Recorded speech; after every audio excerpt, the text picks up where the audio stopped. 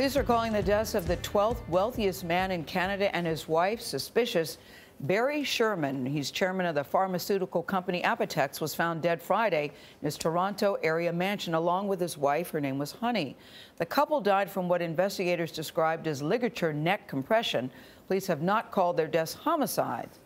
Tony Dokoupil shows us why the couple's loved ones are upset with how police are reportedly handling this case. Tony, good morning. It was a big shock. Good morning. It's a sad end to a remarkable life in many ways. As you say, Forbes ranks Barry Sherman as the 12th richest man in Canada with a net worth of $3 billion. He was also generous, giving away more than $50 million to charity. But because his company made cheap, generic drugs, Sherman had plenty of rivals. Toronto homicide detectives are now leading the investigation into the deaths of Barry and Honey Sherman.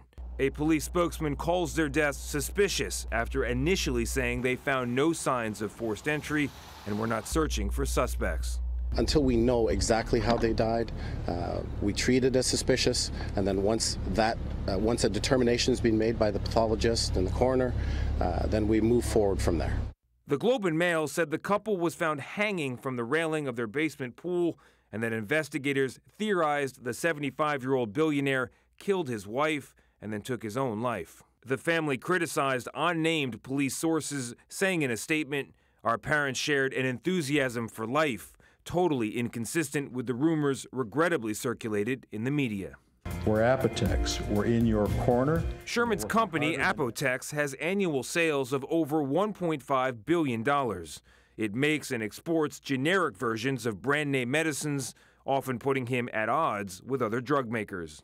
He fought for what he really thought was right and provide generic drugs that made it possible for those that weren't on drug plans to get the drugs that they needed for the ailments that they suffered through.